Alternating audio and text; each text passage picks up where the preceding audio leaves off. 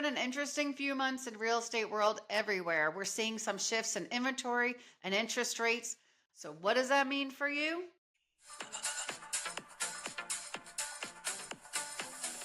Hello, everyone, and welcome to Real Talk with your Realtor, the podcast where I bring you insider tips, market updates, and everything you need to know about buying and selling and investing in real estate. I'm your host, Lisa Scholl, a local realtor in Raleigh, North Carolina, with a passion for helping you navigate the exciting world of property ownership. Whether you're a first-time home buyer, a seasoned investor, or just curious about the market, this show is for you. So grab your cup of coffee, sit back, and let's dive into today's episode. Let's kick things off with a market update.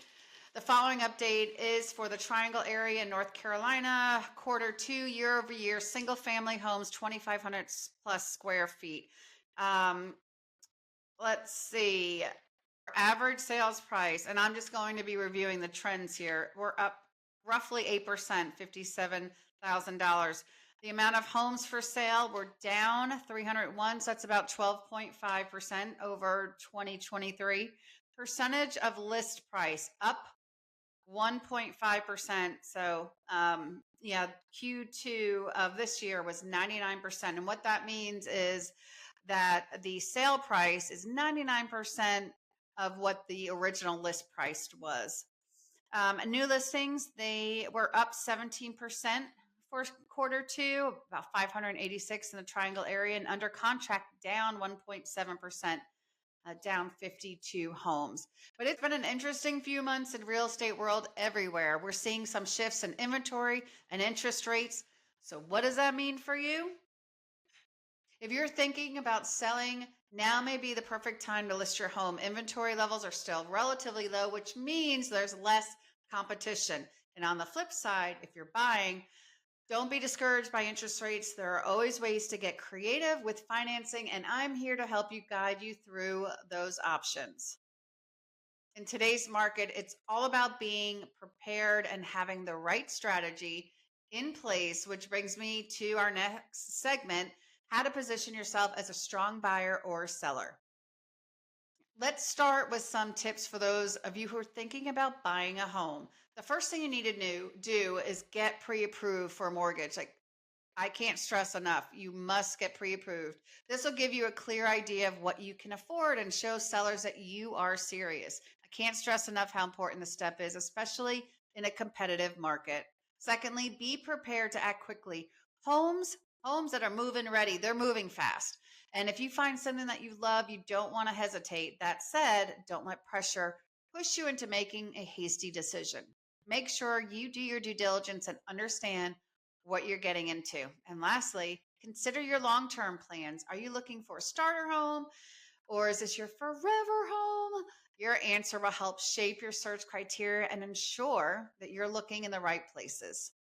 Now, for those of you looking to sell your home, here are a few things to keep in mind. First, most importantly, pricing is everything. Price your home too high, you may scare away potential buyers and end up chasing the market.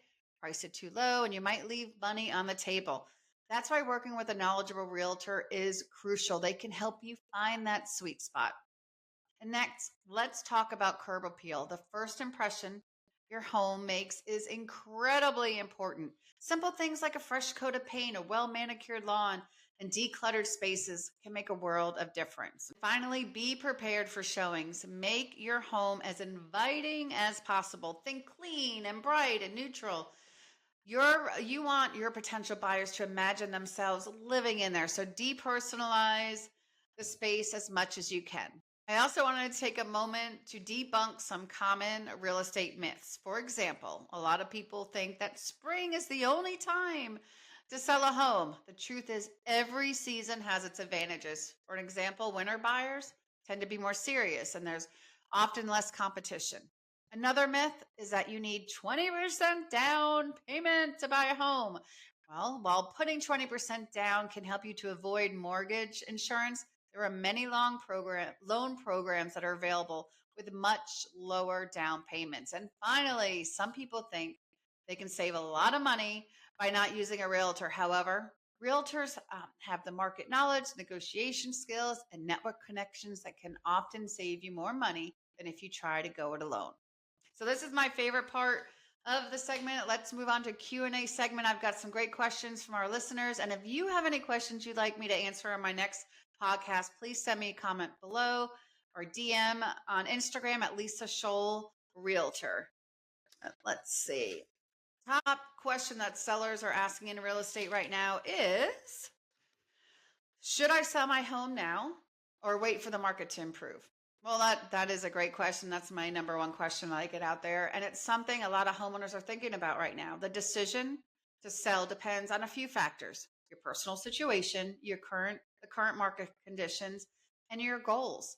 Right now, inventory is still relatively low, meaning there are fewer homes for sale, which can work to your advantage because buyers may be more willing to compete for properties like yours, possibly driving up the price. Mortgage rates are still a bit higher than what they've been in the recent years, which may affect buyer affordability, but serious buyers are still out there. And there are many tools to reference to show you that.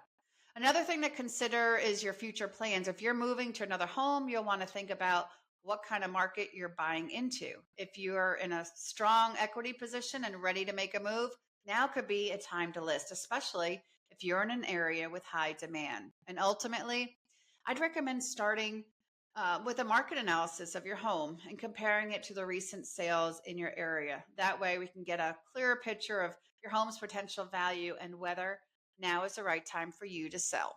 For the buy side, the question that came in is, should I buy a home now or wait for mortgage rates to drop? That's a very common question, especially with the rates being higher than we've seen in the past years, although starting to come down.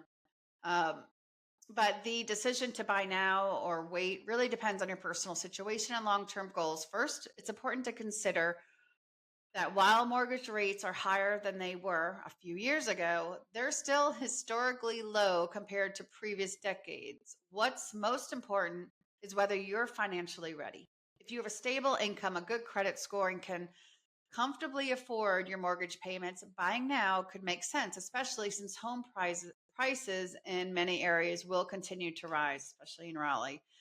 Waiting for rates to drop can be a bit of a gamble. There's no guarantee rates will fall significantly anytime soon. And if a home prices increase while you're waiting, you could end up paying more in the long run. Another factor is the inventory of homes. Right now, there are still great homes on the market, but if more buyers jump in when rates drop, you may face more competition, which can lead to higher prices and bidding wars.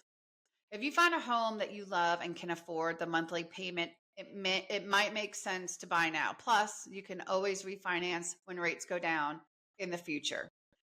So what do they say? Marry your home, but date your mortgage. I like that. Anyway, just to take a closer look at your budget, the current market, and homes in your desired area. That way, you'll have a clear picture of what's available and whether it's the right time for you to make your move. So, another question: what's the biggest mistake first-time home buyers make? That's a great question. I'd say the biggest mistake is not budgeting properly for all of the costs associated with buying a home. It's not just about the down payment. There are closing costs, moving expenses, and potential renovations to consider, and maintenance costs. Make sure you have a clear picture of all the expenses before you start your search. That's it for today's episode of Real Talk with Your Realtor. I hope you found these tips helpful and feel a little more confident about your next steps in the real estate journey. Remember, whether you're buying or selling, preparation and knowledge are key. And of course, if you have any questions or need personalized advice, feel free to reach out to me directly. If you've enjoyed today's show, please subscribe, leave a review, and share this podcast with friends and family and everyone. Just kidding. Who might benefit from it? Thanks for tuning in, and I'll see you next time with more real estate insights. Until then, happy house hunting.